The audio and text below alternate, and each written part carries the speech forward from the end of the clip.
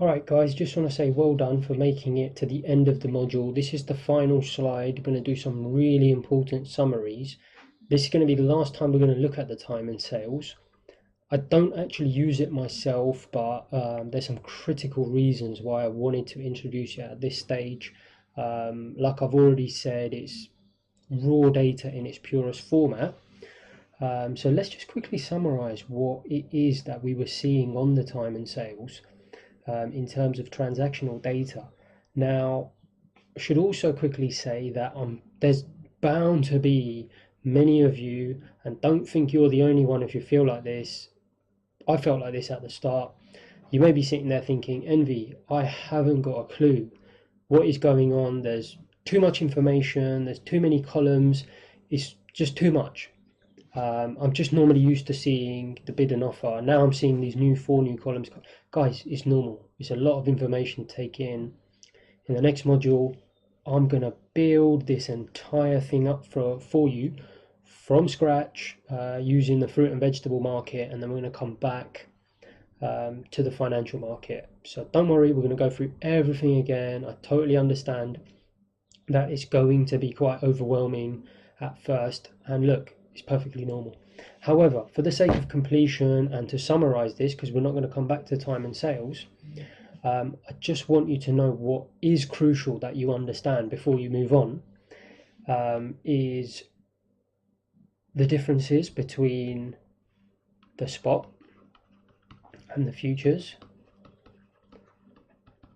and also why, hopefully now you can see, and it's becoming very clear why I say in professional trading firms, and I went on and on and on about this in module 1, and I did it for good reason, and I hope that's becoming clear now. Why, guys, this candlestick chart is an afterthought, secondary, tertiary, not even looked at in your first month or two or whatever in a professional trading environment. And I hope it's becoming clear why. A lot of people on social media asking me about, oh, Envy, what do you mean when you say, there's stuff going on behind the chart? Well, now you've seen it for yourself, guys. There's plenty going on behind the chart that's driving this. Big institutional players here making snap decisions. You saw it quickly, right? Market's so dynamic. Decisions are being made in an instant. You saw on the last slide, for example, there was that, I think, 51, 52, 53 contracts that came and bought as the market was coming down. And initially I thought, oh, okay, that may be some profit taking. But as soon as I saw a bunch of contracts come and sell in after that, it was almost immediate. Straight away, my thesis changed that, okay, that's probably not someone taking profit. It's probably someone trying to scalp the bottom and he's getting run over. Guys, these decisions are being made in seconds, right? There's no technical indicators, I can assure you. There's no one sitting there at this level of trading using any of that garbage. This is serious money, serious people, and they're all basing decisions based on volume, demand and supply that's going on. So that's a crucial factor to take in. Coming back to the other factor I said is really important is to understand where this data is coming from versus the spot. And the reason I say that is because ultimately what you need to understand is the futures market is a proxy for the spot market, albeit a brilliant proxy. And why? Why is that? So let's bring that back to the time and sales. So if you need to revisit module 1, do it. Otherwise, I'm going to quickly go through what we did in that module, which is that, if you remember me saying it, guys, this is an OTC market, huge interbank market. Also, a lot of institutional order flow, like big institutions such as real money central banks and so on. Guys, these guys are trading with each other direct. It's all proprietary information, this volume. We don't have sight over it. Why is the futures market such a great market for us to get an idea of what the actual depth? Don't forget, these guys are seeing their own depth to what we see here. The reason why it's such an excellent proxy for it, an approximation, because what exactly are we seeing on the time and sales, guys? So same thing as I talked about in module 1, except that these two institutions, right? Do you remember? There's an exchange in between. That means anyone that wants to do business with another party in the futures market has to go through the exchange, and that exchange will feed the information into our platforms. Everyone gets it. You, me, my grandmother, my uncle, my aunt, the biggest institution in the world, everyone's seeing the same information. That's the beauty of it. And it feeds into this, guys. Can you see the difference? Here, we don't know. But again, why is this such an excellent proxy? Because, guys, the people transacting in the futures market are massive institutions. You'll have traders here using, if they can't get liquidity in the spot market, they're going to use the futures market. So A lot of this demand and supply is going to be reflective of what's going on here. B, these are huge hedge funds, guys. I would say 50, 60, 70% of the volume you see here is from hedge funds, algorithms. Guys, this is why I say if you want to revisit for module 1, do it, because there I spoke a lot about how client order flow is between banks and large speculative institutions such as hedge funds, etc. So if those hedge funds have sight of that flow and they're using the futures market to take those speculative positions, you can see this is going to be a great representation of what's going on here. And then finally, you've got the reason of arbitrage, where there cannot be discrepancies between these markets. Otherwise, someone's going to come and spot that and immediately close that discrepancy.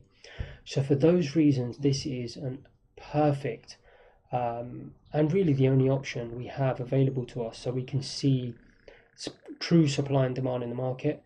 And you don't need to take my word for it. I showed you clearly in the last example how even my retail price is moving in tandem with the futures price. So that is why this information is so effective for us, and that's what's coming into the time and sales. So hopefully that all made sense. We'll just quickly summarize what exactly it was we were seeing in the time and sales, because that's another key takeaway before we move on to the next module. And so just try and remember this, guys, because I'm going to come back to it again. Like I said, we're going to start this from scratch. However, just try and remember the difference between aggression, that's AGG, and intent. We don't see intent on the time and sales, we're just seeing aggression. What does that mean? We're only seeing when execution. So this guy could be sitting there saying, I'm passively waiting. We're not going to see that come through. Only if this guy turns around and says, all right, I'm ready to buy right now, and he hits buy, that's the information we're going to see come through here, which is the volume. And we're going to see that volume reflect here. No need to go over that again. You saw that in the last video where this information was here, which I highlighted several times. Then obviously we're seeing the best bid and the best ask. I'll cover that, what that actually means again in the next module. We're seeing the time, as we said, of the time and sale. That was the sale. We see the type. So really all that is reflected, all of what is represented here is reflected here. So when we move on to the next module, just remember we're not going to see the time and sales anymore, but it is here. Now, one final thing, I'm kind of in two minds whether to mention this or not. Again, if this doesn't make sense, guys, because I know I'm probably gone way past the limit of information overload at the moment. I know it's a lot to take in. The reason this is really important, I say this here, and you can almost listen to it and then kind of ignore it and come back to it. Maybe even when we start to do the footprint stuff, etc., it's going to make a lot more sense. But it's really important I say this right now, is there's going to be certain types of orders, guys, that are block orders. So what do I mean by that? Why am I mentioning it here?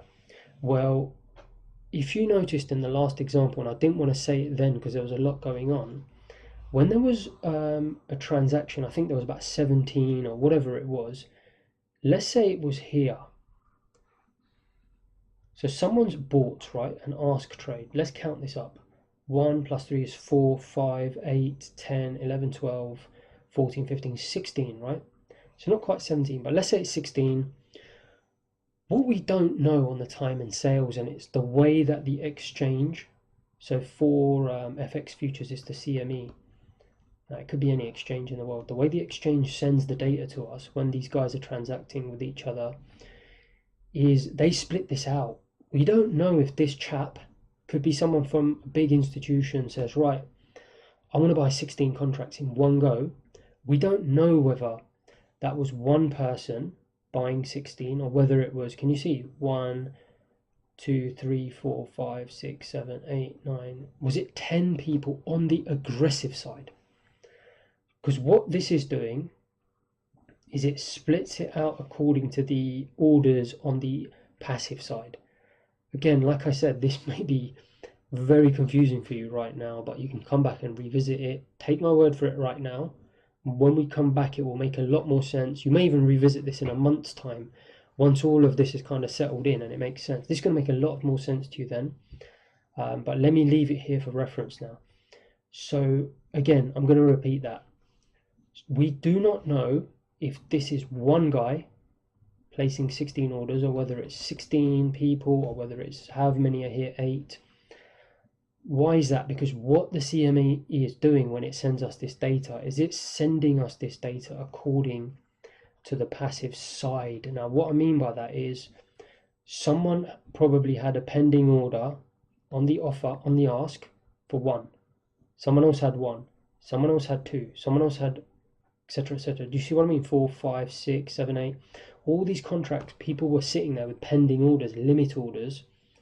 We don't know if one guy came and took them all out in one go. We know there were 16. We just don't know the composition of that. Why is that important, guys? Like I said, when you come to the footprint stuff, this will become a bit more important, because what you can do if you want, and I like to do it sometimes, is you can either create your own sort of algorithm, although that's obviously quite complicated, or you can use a software to do it. Is you can get the software to rebunch these orders. There is a way to do it to show you whether that was one person or 5, 10 people. Why is that important? Guys, what do you think is more aggressive? One guy, let's say that was 100 lots. One person coming in and buying 100 units or 100 lots of the market? Or is it more aggressive if 100 different people just buy 1 unit each? Obviously, it's going to be the one guy buying 100 units in one go, right? It's much more concentrated aggression. It's really strong aggression. So that's why I mention it here. We can reconstruct. It's called reconstructed tape. We can reconstruct that on the footprint. And that's why I wanted to mention it here. So again, if it doesn't make sense, don't worry about it. We'll come back to it.